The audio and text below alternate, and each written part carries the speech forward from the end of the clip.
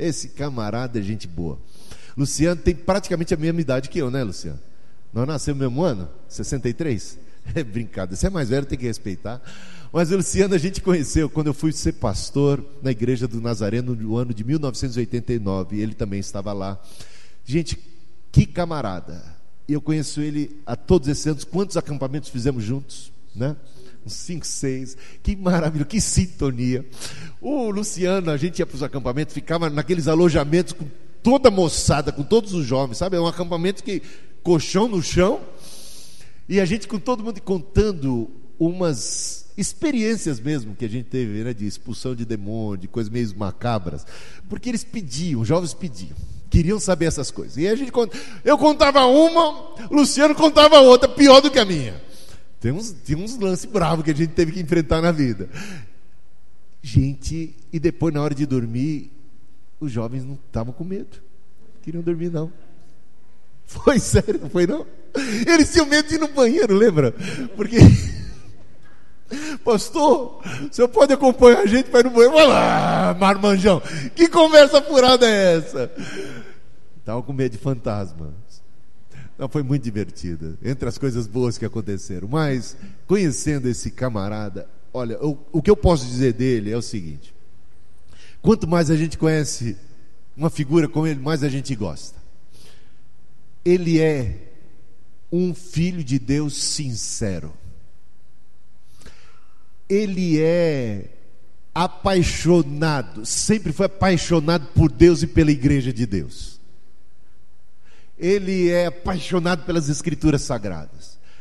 Ele conseguiu, junto com a sua esposa Lucimara, que não pôde vir, criar 3 filhos muito queridos. Deus se abençoe. Os 3 estão na igreja. Eu também tenho 3. Vamos deixar eles ficarem em pé. O Felipe não apresentamos, né? O Daniel, Mateus e a Alice. Venham, fiquem em pé, só para ver. Olha os filhos queridos. Estão na fé, gente. Sabe por que vocês estão na de Deus? Porque vocês viram integridade e fidelidade na vida de seus pais. Tem nora também. Cadê a nora? Mateus já é casado. Pode ficar em pé, faz parte da família, entrou para a família. Eu louvo a Deus por vocês. Mas eu conheci obrigado. O Luciano era recém-casado, né, Luciano? E ele vem ter esses 3 filhos, e passados tantos anos, os filhos continuam firmes, servindo ao Senhor. Isso não é um grande testemunho? Tem uma igreja abençoada. O pessoal que é da igreja de São Bernardo do Nazareno pode ficar em pé, que veio junto, né? Gente querida, abençoada. E vocês que conhecem eles sabem que eu não estou mentindo, não é não? Sabe que eu não estou mentindo. Mas sem mais rasgação de seda, porque ele não precisa disso, só para dizer que há um carinho, um amor, um reconhecimento de que se trata de uma pessoa que honra a função pastoral, que honra, que não serve a Deus por dinheiro, que não serve a Deus por qualquer outra razão, não sei, por uma paixão por Deus, por um compromisso com o Evangelho. Então, sinta-se à vontade, Luciano. Essa aí é o povo de Deus. Então nós estamos em casa. Que o Senhor te use agora com aquilo que Ele colocou no seu coração, e você possa nos abençoar com a palavra de Deus. Obrigado. Então é um prazer estar aqui nessa noite, e eu tenho certeza que esses resultados é fruto de oração. Eu tenho aprendido que a igreja só anda quando a gente depende mais do Senhor. Deus tem coisas grandes para fazer no nosso meio, irmãos. E as nossas igrejas, as nossas denominações têm um traço peculiar para responder nessa época que nós estamos vivendo.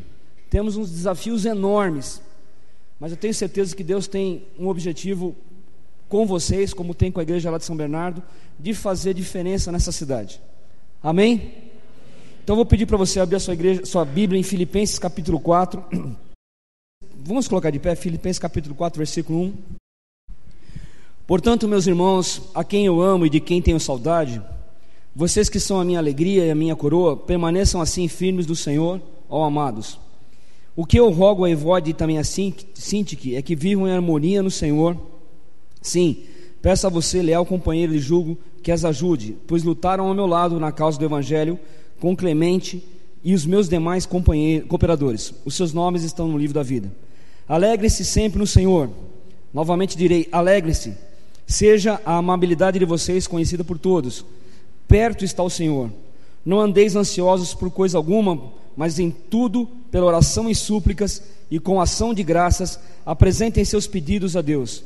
E a paz de Deus, que excede todo o entendimento, guardará o coração e a mente de vocês em Cristo Jesus. Finalmente, irmãos, tudo que for verdadeiro, tudo que for nobre, tudo que for correto, tudo que for puro, tudo que for amável, tudo que for de boa fama, se houver algo de excelente ou digno de louvor, pensem nessas coisas.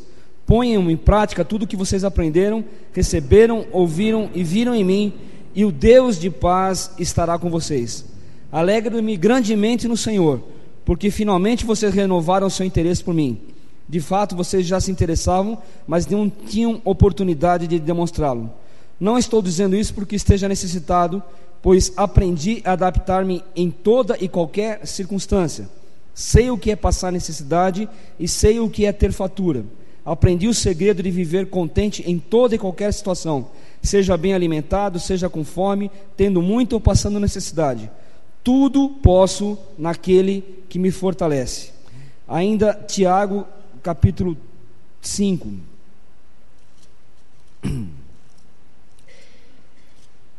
Versículo 16. Portanto, confessem os seus pecados uns aos outros e orem uns pelos outros para serem curados. A oração de um justo é poderosa e eficaz. Elias era humano como nós. Ele orou fervorosamente para que não chovesse, e não choveu sobre a terra durante 3 anos e meio. Orou outra vez, e os céus enviaram chuva, e a terra produziu os seus frutos. Parece que Elias já orou agora também, né, irmãos? Pai, obrigado pela Tua palavra nesse momento. Nós pedimos discernimento e clareza dela nas nossas vidas. Rogamos a Tua bênção, a Tua direção e aquilo que o Senhor tem para cada um de nós. Pedimos no nome de Jesus e para a Sua glória. Amém. Podemos nos assentar, irmão. Irmãos, existem chavões e slogans que são meio praticados no nosso meio, que são às vezes separados do contexto e expressam um significado que não tem a ver com o original. Isso tem em parte a nossa cultura grega, que gosta de preposições, de frases para nortear as coisas. Então uma delas é essa de Filipenses: posso todas as coisas naquele que me fortalece. Dá a impressão que é uma mensagem de autoajuda, né? O segredo, você pode tudo. Só que o texto lá, eu aprendi, eu estive aprendendo, e por causa do aprendizado eu posso todas as coisas. Então aquela máxima que os irmãos conhecem, um texto fora do contexto é um pretexto, e esse é um versículo que é muito usado nessa direção. Eu posso todas as coisas, eu posso. E nesses dias de autoajuda que a gente tem vivido, em que a igreja parece que se sente responsável por levantar a autoestima de todo mundo, esse é um versículo que é muito, muito explorado, muito ajudado. É como se nós disséssemos que Deus tem forças para fazer o que eu quiser e para vencer esses raciocínios, vencer qualquer circunstância. Esse raciocínio é uma falácia e pode desviar algumas pessoas da fé. Pessoas que estão lutando com situações difíceis, às vezes usando essa expressão, acabam não mal colocada, deixando elas injustas. Outra frase similar é de Tiago: a oração de um justo pode muito em seus efeitos. Novamente aqui a gente fala muito do imediato, do instantâneo, né? Mas há um contexto para isso, e o contexto disso aqui é o aprendizado. Paulo, quando fala em Filipenses, está exortando os irmãos a cuidarem da sua vida interior. Ele fala anteriormente de buscar o consenso, de manter a alegria, de serem moderados, de livrarem das ansiedades com ações de graças. Ou seja, ele está recomendando uma agenda positiva para que o interior seja nutrido com ações positivas, com verdade, com respeito, com justiça, com amabilidade, com virtudes em geral. Ele está nos conduzindo, Paulo tenta nos conduzir a ver o agir de Deus no nosso interior, que nos capacita a ver aquele que é poderoso fazer além daquilo que nós pensamos, além a paz que excede o entendimento. Deus pode agir na nossa vida em toda e qualquer circunstância, de forma que nós não somos fatalistas, não estamos condicionados, podemos transcender a isso. Deus tem nos dado graça, Deus age no nosso coração, e se nós entendermos isso, vamos perceber que há um aprendizado, há um agir na nossa vida. A sua mensagem não é um idealismo, nem um ativismo, e muito menos uma passividade. O verbo que ele coloca aqui, eu aprendi. O que eu aprendi, eu pratiquei, versículo 9. Eu tenho aprendido, versículo 11. Quer dizer, ele aprendeu a estar contente, ele aprendeu a estar alegre em toda e qualquer circunstância. É uma coisa que está acontecendo com ele. E outra palavra-chave aqui, uma é aprender, a outra é circunstância. Então, se eu fizesse uma transliteração, eu diria assim: posso suportar toda e qualquer circunstância exterior, quando o Senhor me fortalece o coração interior. Tudo posso naquele que me fortalece. Eu posso tudo externamente, quando eu aprendo, quando eu permito, quando eu discerno, ou eu consigo receber o agir de Deus na minha interioridade, naquilo que está acontecendo dentro de mim. Então há uma tríade: circunstância, aprender, interior. Lá em Coríntios ele fala assim, não gosto muito de Coríntios, mas: por isso não desanimamos, pelo contrário, mesmo que o nosso homem exterior se corrompa, contudo o nosso homem interior se renova de dia após dia. Amém? O homem exterior, prótese na boca, né, cabelo, sei lá o que, mas de manhã as misericórdias do Senhor se renovam. A cada dia sou surpreendido por aquilo que Deus está fazendo de novo na minha vida, e aquilo que Deus quer fazer de novo na vida de cada um de nós. Amém, irmãos? Efésios ele fala: segundo a riqueza da sua glória, vos conceda que sejam fortalecidos com poder, mediante o seu Espírito, no homem interior. Ou seja, Paulo está orando para que os filipenses sejam fortalecidos interiormente, que haja alguma coisa acontecendo dentro dele, para eles suportarem o que está acontecendo exteriormente, que eles aprendam que Deus é poderoso para fazer infinitamente mais, agindo dentro de nós, agindo dentro da nossa vida. Quando o texto de Tiago fala sobre Elias, e algo que eu gosto muito, Elias era um homem sujeito às mesmas paixões que nós, e orou e não choveu, depois orou e choveu. E paixões aqui os mesmos sentimentos, as mesmas afeições. Normalmente, de novo, é a questão do interior. Elias, o grande ícone do profeta, né?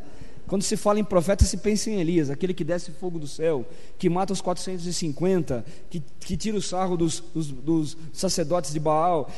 Essa é a figura do profeta. Elias era alguém sujeito e lutava com as mesmas questões interiores que eu e você lutamos nesse dia a dia, que eu e você vamos ter que enfrentar amanhã, lá no cotidiano, lá no trabalho, lá na escola, lá em casa, lá na formação do filho, lá na igreja, onde quer que seja. Eu e você estamos lutando com circunstâncias que não são perfeitas, que não são ideais, que não são celestiais, são muito humanas e às vezes até meio diabólicas, mas a palavra de Deus nos ensina que o Espírito Santo pode nos fortalecer com poder em nosso homem interior, para suportar cada uma dessas circunstâncias que vamos viver amanhã.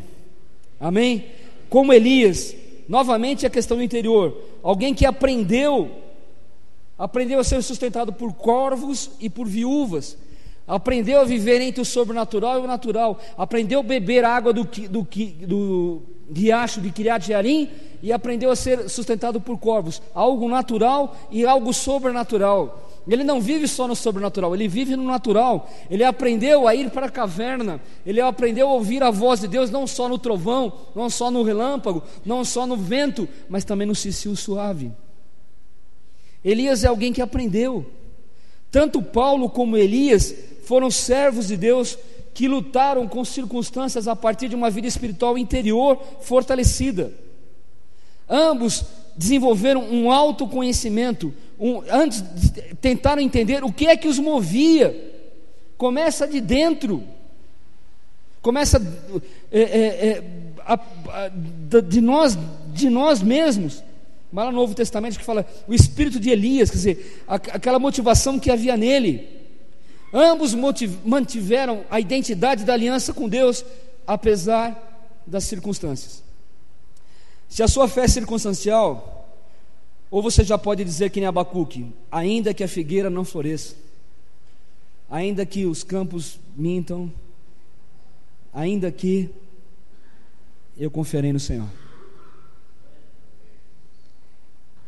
Abacuque está com um problema com Deus, ele não está entendendo o que está acontecendo, que o povo está perseguindo tal. Deus manda ele se colocar numa torre de vigia e escrever uma frase, e a frase é: eis o soberbo, sua alma não é reta nele, mas o justo viverá pela sua fé. E foi essa frase que explodiu no coração de Martinho Lutero 1000 e tantos anos depois, 2000 e tantos anos depois, e nos trouxe até aqui. O justo viverá pela fé, ou seja, o justo não vive a partir apenas de uma realidade concreta, objetiva. Ele tem uma realidade interior, subjetiva, ministrada por Deus, que nos faz ver as coisas que estão acontecendo fora, e lutar por elas, e entender que Deus é poderoso para fazer alguma coisa mudar nessa situação. Você crê nisso, meu irmão, nessa noite? Não sei se o teu coração está abatido, se você chegou aqui pesado, cansado, né? Cantando ao quão fraco eu andei e perdido andei, né? Longe, longe do meu Salvador, né? Ou aquela, como é? Rude cruz, se erigiu, né? Mas Deus está aqui nessa noite, irmão, querendo abençoar o teu coração. Amém? Nossa, esse amém está muito católico, irmãos. Um amém pentecostal, assim, amém, irmão? Isso é uma coisa que eu gosto dos nossos irmãos mais pentecostais, é que é agora que Deus vai fazer, é hoje, é já, é nessa noite, é nesse momento. Nós temos um culto de quarta-feira lá que é hoje que Deus vai curar, hoje que Deus vai libertar, hoje que Deus vai fazer, é agora, sai já. Eu gosto disso, eu brinco que é o culto do já. Domingo ainda não, enquanto Deus não curou, enquanto o problema não acabou, como é que a gente vive até chegar lá? Mas eu creio, irmão, que é para fazer agora. Essa fé é muito comedida, essa fé é muito domesticada, ela não consegue sobreviver nesse mundo hostil que nós estamos vivendo. Qual que é a descoberta que nós temos quando você aprende a viver isso? Quando você interioriza essa fé, quando você se permite ser fortalecido, você permite que você vai descobrir que lá dentro do teu coração há uma outra lei, a lei da carne lutando contra você. Quando você começa a andar com Deus, quando você começa a ser fortalecido no homem interior, você percebe que existe dentro de você uma tendência, alguma coisa, um elemento interior, aquilo que Paulo chama de carne do corpo do pecado, ou que nós chamamos de mal inato.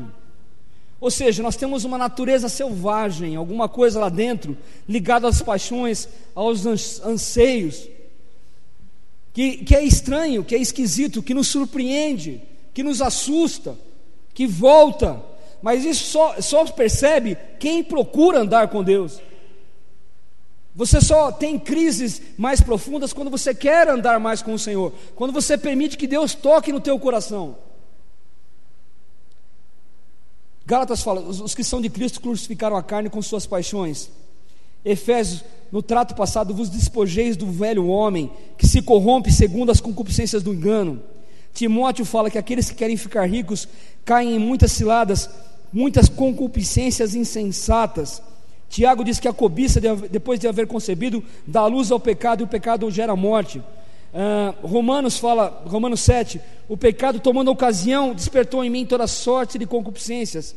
Portanto, se lê, um pecado está morto. Mas Gálatas diz: andar no Espírito e jamais satisfareis as concupiscências da carne. João diz: tudo que é no mundo é concupiscência da carne, concupiscência dos olhos e soberba da vida não procede do Pai, mas procede de Deus. Ora, o mundo passa, bem como a sua concupiscência, mas aquele que faz a vontade do Deus permanece eternamente. A carnalidade é a tendência do homem carnal, mas a santidade é a tendência do homem espiritual. O homem natural não aceita as coisas do Espírito de Deus, porque são loucura, não pode entendê-las. Mas o homem espiritual julga todas as coisas, e ele não é julgado por ninguém. Eu gosto muito do texto de 1 Coríntios 14, quando fala dos dons espirituais, que diz assim: tornam-se-lhe manifestos os segredos do coração, e assim, prostrando-se com o rosto em terra, adorará a Deus, testemunhando que Deus está de fato no meio de vós. Deus está no meio da gente, irmãos. Deus está no meio da sua igreja. Deus está ativo. Esse elemento selvagem da carne, eu não vou entrar por isso aí, é fácil de entender. As nossas igrejas falam muito disso. Nós já batemos nesse assunto muitas vezes. A solução é o batismo com o Espírito Santo. Mas eu quero ir para uma outra dimensão. Agostinho foi o primeiro que tocou nesse negócio do mal inato, mas ele também fala de um desejo inato. Nós temos um desejo inato da presença de Deus, que quando não é conhecido ou satisfeito, se compensa por meio da carne e das paixões. Agostinho diz assim: nós não somos seres pensantes, nós somos seres desejantes, e isso vem de Deus. Os irmãos que defendem o hedonismo evangélico dizem assim: nós não pecamos porque desejamos muito, nós pecamos porque desejamos pouco a Deus. Se desejarmos mais a Deus, se fomentarmos essa sede por Deus mais, poderemos viver uma santidade maior, uma vida mais profunda. Então, se há um elemento selvagem na carne, na vida carnal, há um elemento selvagem na vida do Espírito, que é a graça de Deus operando na nossa vida. Os irmãos calvinistas gostam muito de destacar aqui totalmente depravado, perdemos a imagem de Deus, estamos condenados. Tudo bem, vai ser sempre assim, não há justo nem sequer um. Gostamos de enfatizar esse lado positivo, mas nós gostamos de enfatizar, os wesleyanianos, que há uma graça positiva. Deus deixou a sua impressão no nosso coração, um desejo de buscar a presença dEle, de ser parecido com Ele, de viver a glória dEle, e esse desejo está impresso na tua alma, na minha alma. É aquilo que nos traz, é aquilo que nos impulsiona, é aquilo que nos permite responder ao convite dEle, é aquilo que é a graça que está agindo. Oh, louvado seja Deus! Podemos ficar falando do pecado o resto da vida, mas eu quero te dizer que, além do pecado que opera, que você tem que lutar com ele, há uma graça, há um desejo no teu coração. Escute esse desejo, escute esse anseio que Deus colocou dentro de você, de buscar a face dEle, de ouvir a voz dEle, de ser cheio dEle, de receber a glória dEle. Há um elemento selvagem na vida do Espírito. Essa vida do Espírito, a vida da carne é uma vida egocêntrica, voltada para as concupiscências. A vida selvagem do Espírito é a vida teocêntrica, é voltada para a relacionalidade, é voltada para a comunhão com Deus, é voltada para a comunhão com o próximo, uma vida onde eu não tenho mais o controle. Há outras verdades selvagens na Bíblia. Eu gosto de pensar assim: o que é nascido da carne é carne, mas o que é nascido do Espírito é Espírito, irmão. Você nasceu de novo, irmão. Você nasceu do Espírito Santo do Senhor. Você é nova criatura em Cristo Jesus. As coisas velhas já passaram. Você recebeu um papel de embaixador do reino de Deus. Você tem alguma coisa acontecendo na tua vida. Há um novo relacionamento, há uma nova demanda, há um novo agir. João ainda fala nesse capítulo 3: o vento sobe onde quer, ouve a sua voz, mas não sabe de onde vem, nem para onde vai. Assim é todo que é nascido do Espírito Santo. Oh, glória a Deus, irmãos. Os nossos pastores não podemos controlar o que Deus está fazendo. Nunca nós íamos mandar um recém-batizado para expulsar demônio. Nós íamos mandar o irmão mais experiente da fé, aquele irmão do joelho calejado: vai lá, irmão, vai lá, põe a mão, sai capeta. Mas Deus é poderoso para pegar uma menina que nem mal se converteu, um garoto de 14 anos, para entrar numa família e dizer: olha, Deus mandou vir falar com vocês, para vocês se reconciliarem, porque isso é vento, é algo de Deus que está acontecendo, e nós temos que olhar para isso e falar: louvado seja o Senhor. Que Deus use o meu filho, que Deus use o teu filho, que Deus use as crianças. Aleluia. Que Deus sopre esse vento no nosso meio, que a gente fique assustado com o que Deus está fazendo, que a gente possa não entender o que Deus está fazendo, que a gente possa selvagemmente perder o controle do que Deus está fazendo. Aleluia. Oh, glória! É uma espiritualidade selvagem. A espiritualidade selvagem me tem, a espiritualidade domesticada eu tenho. Nós vivemos tempos evangélicos de espiritualidade domesticada, uma espiritualidade do bolso, uma espiritualidade do ego, uma espiritualidade dos propósitos, dos destinos. Mas Deus tem nos colocado, irmãos, uma vida no Espírito Santo. Quando você entra com isso, eu não sabia para onde eu ia quando eu me converti. Eu não sabia onde que Deus ia me levar. Eu não sabia quanto tempo eu ia ficar naquela igreja. Não sei para onde o Senhor vai me levar ainda. A qualquer momento Deus vai soprar uma coisa nova, né, Vildo? A qualquer momento Deus pode fazer uma coisa nova. Deus pode fazer um rebuliço. Deus está fazendo uma obra na nossa igreja lá, uma coisa gostosa. E eu falo, é comigo ou semigo? Porque não é eu que estou fazendo nada, é Deus que está fazendo. Se eu tenho algum mérito, é deixar Deus fazer o que Ele quer fazer naquela igreja. E Deus está querendo fazer. E Deus está querendo operar nesses dias de apóstolos e não sei o que, títulos e misericórdia, irmão.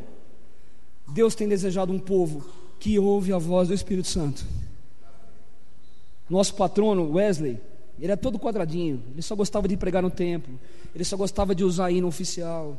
Ele só gostava de usar pregador com teologia pós-graduada, etc, etc. Mas Deus pegou ele de jeito. Ele começou a perceber que ele tinha que pregar na rua. Ele não gostava, mas Deus estava pregando. Ele falou, olha, se Deus está fazendo. Ele não gostava de ver algumas coisas, de músicas populares no louvor, mas ele entendeu que aquilo comunicava melhor. Ele entendeu que Deus estava fazendo aquilo. Ele não gostava de pregar na praça, mas ele acabou pregando em cima do túmulo. Ele acabou pregando na porta de uma coisa de mina, porque ele entendeu que Deus estava operando naquele negócio. Ele não gostava de delegar pregadores, mas ele percebeu que não dava para segurar o que Deus estava fazendo, que tinha que ser o cara que era iletrado, mas era cheio do Espírito Santo, tinha que ensinar ele a estudar, mas Deus estava usando ele, solta, deixa Deus fazer, deixa Deus operar. E dessa forma Deus foi mudando a história de uma nação que tinha tudo para ter uma revolução sangrenta, uma revolução horrível como a Revolução Francesa. E a Revolução Francesa até hoje reverba na nossa cultura. Nós ainda lidamos com as filosofias oriundas daquele movimento diabólico, maligno, antropocêntrico, que tenta colocar Deus fora da história. Isso está dominando a Europa, isso está fazendo um monte de coisa, mas a Inglaterra foi usada por Deus numa revolução industrial, um tempo tão confuso, ou mais confuso do que o nosso, um tempo maluco, ou mais maluco do que o nosso. Mas Deus estava operando. Wesley não sabia bem o que estava fazendo, mas o Espírito Santo sabia o que estava fazendo.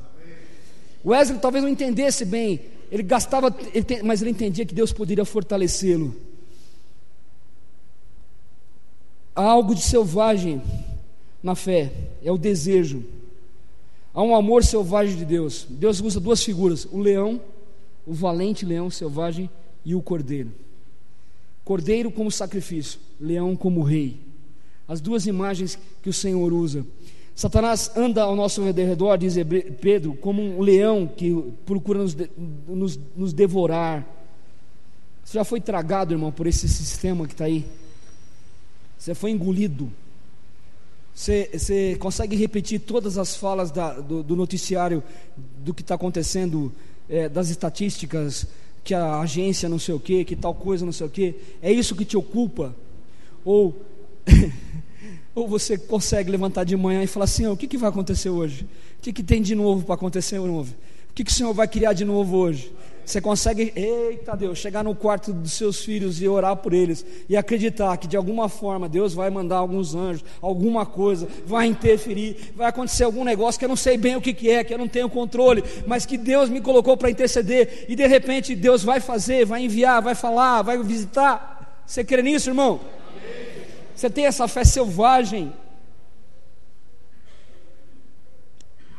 Você conhece os desejos do teu amigo Jesus Cristo?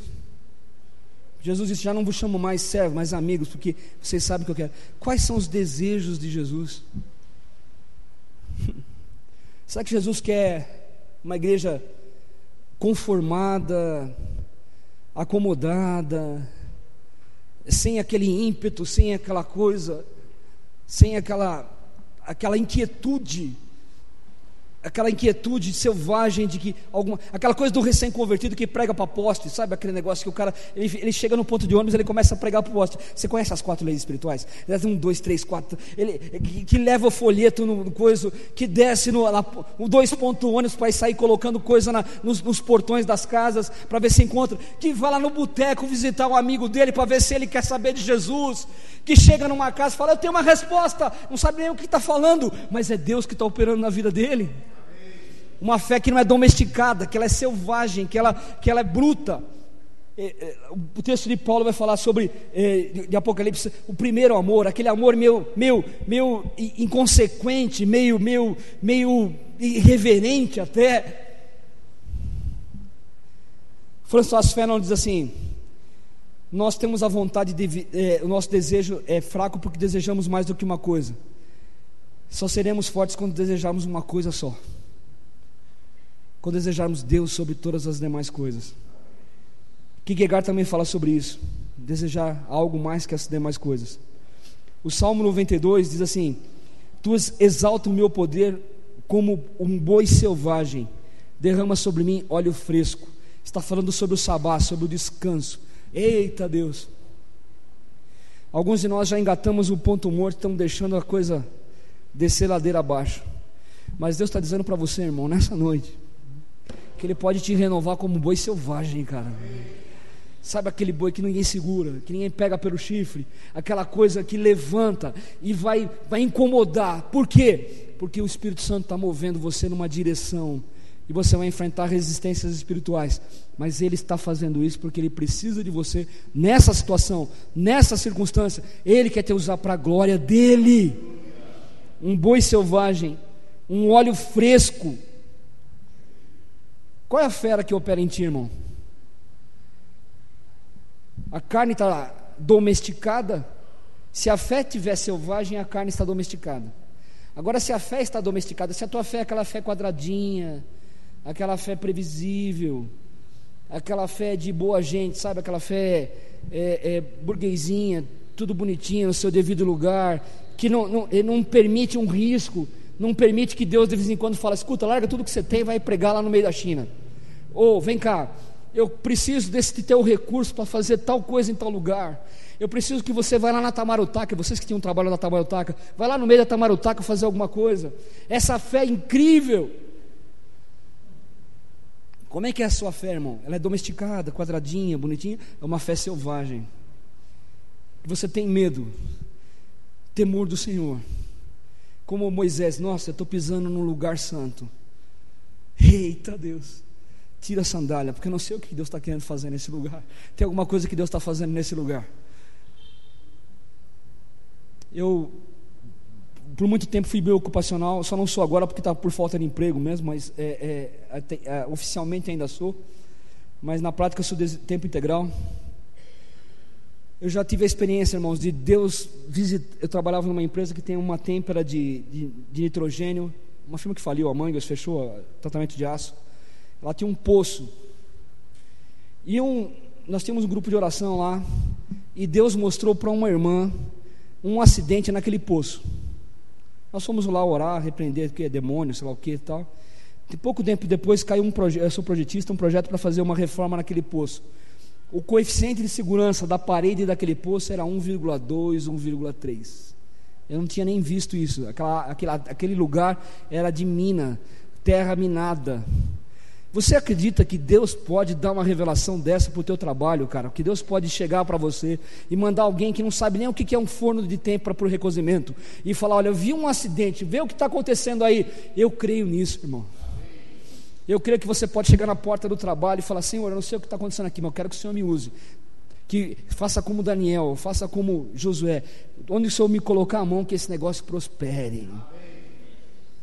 Você crê nisso, varão? Nesse tempo de gente medíocre, nós vivemos um tempo de mediocridade, de caminhos curtos. Deus deseja te usar como algo especial, mas não para ser o gostosão, o cheirosinho, mas porque a graça de Deus vai te soprar sobre a tua vida, um vento novo, uma coisa nova, uma capacitação de Deus no meio dessa sociedade, no meio dessa cultura. Qual é a fera que tem em você? É a carne ou é o espírito? O que é que está domesticado? A carne ou o espírito? Você já teve crises com Deus? Senhor, não pede isso não, Senhor. Eita, agora pegou, né? Deus está pedindo alguma coisa? Não, Deus não, Senhor, isso não pode ser. Deus, Jesus, não, esse negócio não. Isso é da minha cabeça, tal. Deixa eu assistir televisão. Eu vou ofertar para missões, que aí eu resolvo esse negócio. Não, irmão, tem coisa que Deus está pedindo para você. Deixa Deus fazer isso na tua vida, varão. Vale a pena. Vale a pena. Nós temos que converter, não é os nossos pensamentos apenas. Como dizia, esqueci o nome do cara agora, mas daqui a pouco ele volta. Converter os desejos, converter os afetos, ter um desejo de ver. E aí, companheiro, você vai começar a ver umas coisas estranhas. Você vai chegar num lugar que nem João, assim, o céu se abre, você vê o que está acontecendo, mas você vê coisas além daquilo que está acontecendo, porque Deus está querendo te usar naquele momento para a glória dele. João estava no domingo, um bicho está voando aí, lá na ilha de Patmos, isolado sozinho, o único que não morreu de morte matada, né? Apocalipse, o bispo é especialista nele, né? E Deus abre o céu. Ele está orando pelas igrejas da Ásia, e Deus abre o céu, mostra para ele o que está acontecendo, o que vai acontecer, e ele consegue discernir o futuro, o presente, para ele, e viver uma vida diferente, e deixar registrado para a gente algo da palavra de Deus. Como é que está teu coração? Tua fé está domesticada? Qual é o desejo teu que é mais satisfeito? O da carne ou do Espírito Santo? Nós somos positivistas, irmãos, nesse sentido. Nós temos uma fé positiva, de que Deus não apenas nos detém para não pecar, mais do que deter para não pecar, Deus nos dá graça para fazer coisas novas em Cristo Jesus. Mais do que ser totalmente pervertido, ou sei lá o quê, mais do que ficar olhando para aquilo que nós não somos, Deus tem resolvido nos usar na nossa fraqueza para glorificar o nome dele em Cristo Jesus. Então você pode fazer diferença.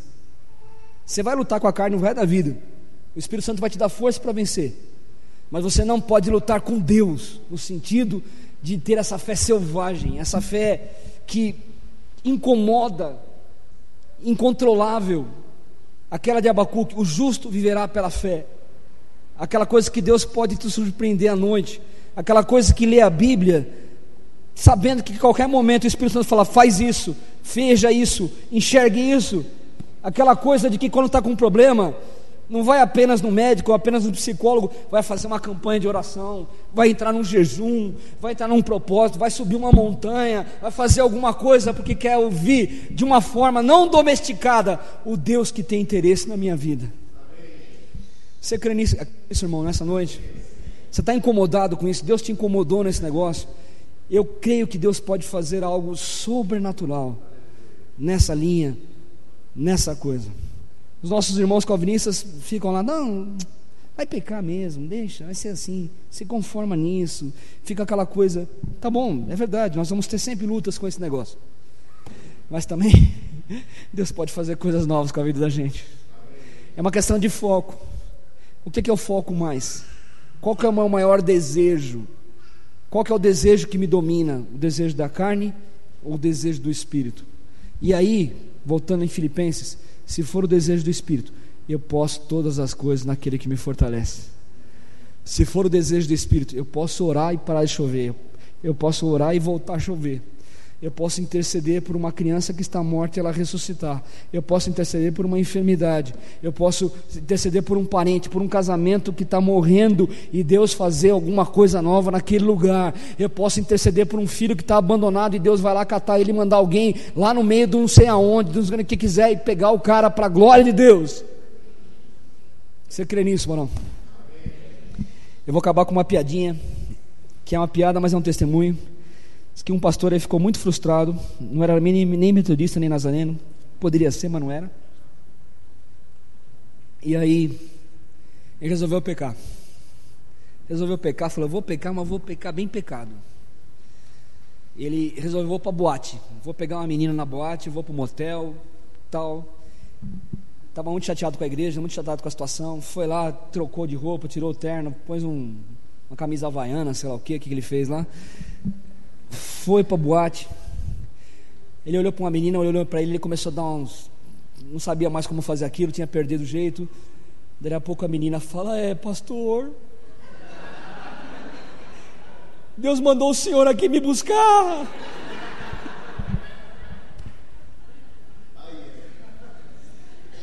E ele saiu de lá, que Deus tinha um propósito na vida dele, e Deus salvou aquela moça e o coração dele para a glória do Senhor. Deus pode fazer essas coisas com a gente, irmão.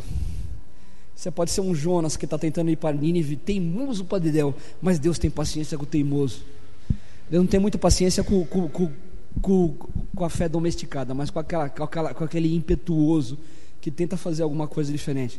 Deus é misericordioso e longânimo para enviar um peixe, para afundar um barco, para vomitar o cara, para fazer uma planta, para dizer: Jonas, Jonas, quem que é você? Vamos colocar de pé, irmão, uma palavra de oração.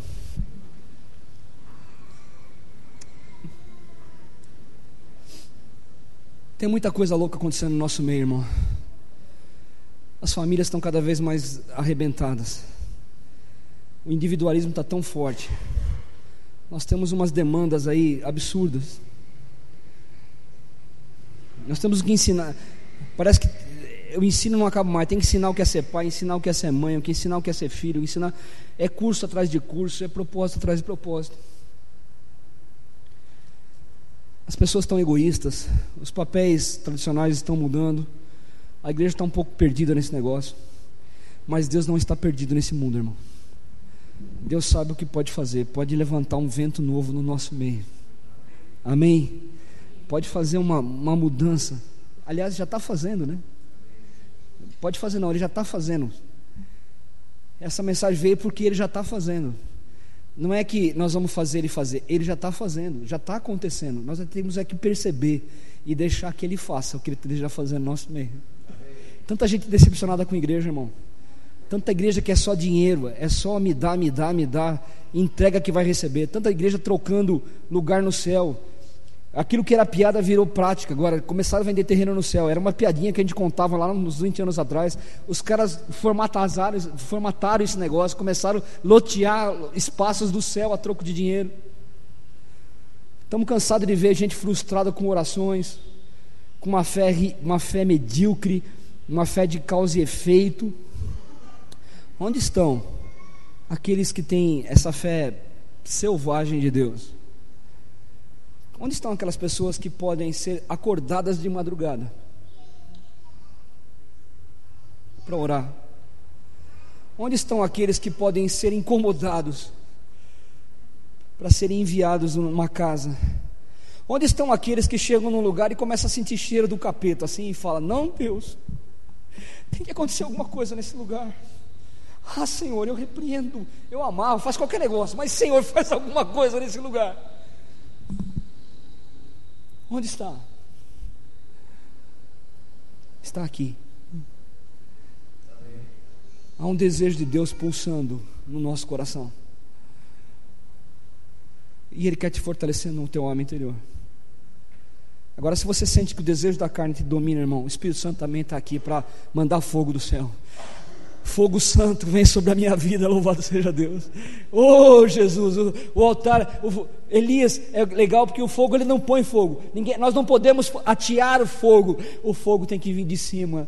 O fogo vem do céu e o Senhor deseja queimar a carnalidade do nosso coração. O Senhor deseja queimar essa carnalidade selvagem, cauterizar essa coisa e colocar uma fé viva e abundante na tua vida.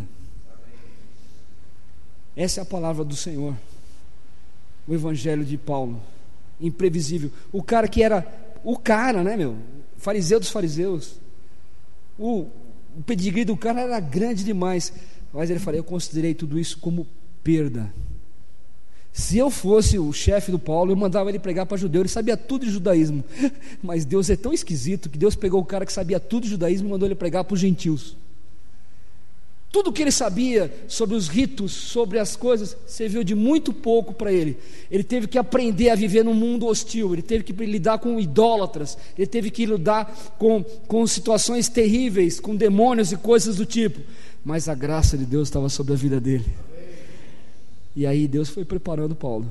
E nós temos essa palavra. Eu aprendi a ter bastante, eu aprendi a viver em escassez, eu aprendi a viver com 10 mil reais por mês, mas eu também sei viver com 500 conto. Eu aprendi a viver feliz, morando numa casa de 200 metros quadrados, mas também eu consigo viver numa casa de 50 metros quadrados, de 30 metros quadrados, porque o meu Deus cabe na minha casa e cabe na minha vida para a glória do Senhor. Eu consigo andar com carro zero, mas eu também consigo andar com o meu Fiat 147. Eu consigo, se isso for para a glória de Deus. O Espírito Santo está aqui, irmão. Se Deus falou com você já, responde a essa fala. Pode chamar o louvor para ministrar, meu irmão, pastor. Vocês podem ministrar uma canção para apelo. Eu tenho esse costume do apelo, não sei se vocês têm. É wesleyano. É a coisa que os pentecostais copiaram, irmão, né? Eles copiaram aqui agora para resolver tudo. Nós temos aqui agora para cair o fogo do céu. O altar está aberto. Você pode orar com o Senhor. Se Deus falou com você, é uma resposta que você tem que dar para Ele. Esse momento é um momento que o Senhor preparou para que essa resposta seja dada e a tua fé seja avivada. Se tem uma demanda, se é um outro tipo de demanda, ninguém aqui está querendo fiscalizar por que você veio, se você tem pecado, isso não me importa. O que importa é que se o teu desejo por Deus é muito grande e tem alguma coisa que está impedindo, aqui é o lugar para você trazer esse empecilho e permitir que a glória de Deus faça uma mudança para a glória do Senhor, permitir que a igreja de Jesus seja instrumento para orar por você, permitir que Deus use os ministérios e os dons dessa casa para visitar a tua vida, em nome do Senhor Jesus. Pai, obrigado pela tua palavra nessa noite, obrigado pela vida, Senhor, do apóstolo Paulo, obrigado, Senhor, porque ele aprendeu, como diz a tua palavra, e obrigado, Senhor, por essa fé não domesticada, Senhor, esse negócio impetuoso, ó Deus, essa coisa que homem algum pode controlar, Senhor, essa situação que não pode se encaixar num formato de procedimento, que não tem ferramenta, não tem estratégia, é o agir do teu Espírito. Pai, eu te agradeço nessa noite, porque o Senhor já tem falado com os teus filhos, ó Deus, o Senhor já tem enviado um recado do céu para cada coração, o Senhor já tem desejado, ó Pai, avivar essa chama, avivar essa coisa. Senhor, eu quero repreender nessa hora toda frieza, toda situação de distanciamento, toda situação de controle, situação de se colocar numa redoma. Eu quero te permitir, Senhor, ao pedir, Senhor, que algo sobrenatural e estranho e algo fervoroso do Senhor aconteça nas nossas vidas nessa hora. Eu creio, Senhor, que o Senhor já está entrando em famílias aqui nesse lugar, Deus. Eu creio, Senhor, que o Senhor já falou com algumas pessoas, dando uma estratégia de como lidar com uma situação. Eu creio, Senhor, que nesse momento algumas pessoas vieram para aqui tristes, aborrecidas, deixaram uma situação, uma circunstância lá fora que não sabem como lidar, mas enquanto eles te adoram, enquanto eles avivam o desejo por ti, eu sei, Senhor, que o Senhor já está agindo naquele lugar, Senhor, e quando essa pessoa voltar, vai encontrar aquilo de uma forma diferente, os olhos serão mudados, a cegueira vai cair por terra, porque o Senhor é aquele que opera sobre toda a terra, Senhor.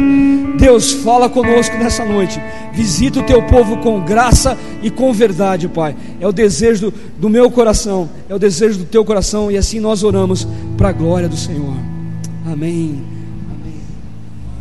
Amém. Enquanto louvamos, o altar de Deus está aberto. Fica aqui, pastor Luciano, os demais pastores podem se aproximar. Vamos ter um momento de intercessão por aqueles que, tocados pelo Espírito Santo de Deus, querem dizer sim para o Senhor, sim para o Espírito, que querem deixar-se guiar e mover pelo Espírito Santo de Deus sem reservas, que querem se submeter à santa, perfeita, boa, agradável vontade de Deus. Vem cá, venha selar a tua fé, vem buscar a presença do Senhor. Buscar-me-eis e me achareis, quando me buscardes de todo o coração. E aquele que busca, encontra.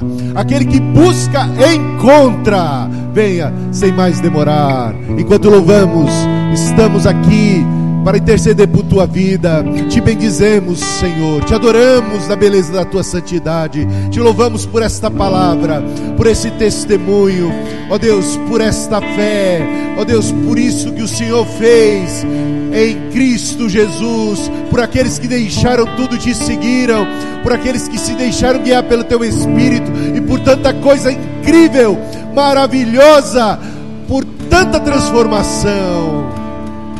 nos entregamos aos teus cuidados, Senhor.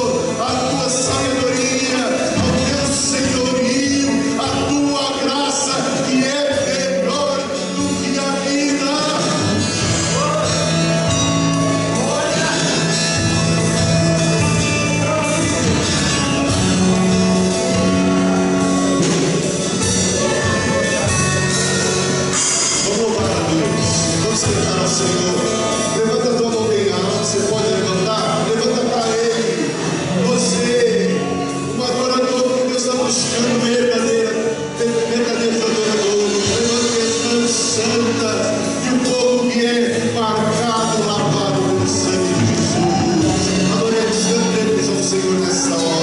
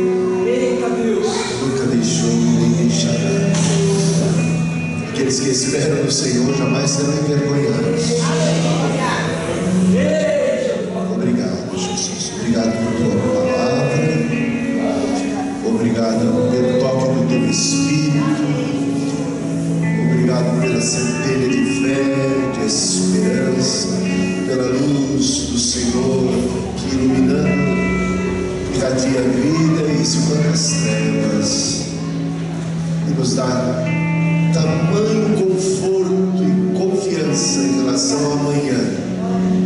Não importa o tamanho da encrenca, o Senhor é maior, Ele não abandona, Ele prometeu e é fiel. Obrigado, te adoramos hoje e sempre. O Senhor merece o melhor de nós, merece nossa dedicação completa, nossa consagração à tua vontade. Usa-nos, Senhor, como teus instrumentos ali na família, ao regressarmos para o nosso lar. Usa-nos como teus instrumentos no ambiente dos amigos, da escola, dos colegas de trabalho. Quando estivermos, ó Deus, no caminho, aqueles que encontrarmos na nossa caminhada, sejam eles de alguma maneira por tua graça e obra abençoados pela tua presença viva em nós. É o que nós te pedimos, porque essa bênção é demais para ficar só com a gente, não é mesmo?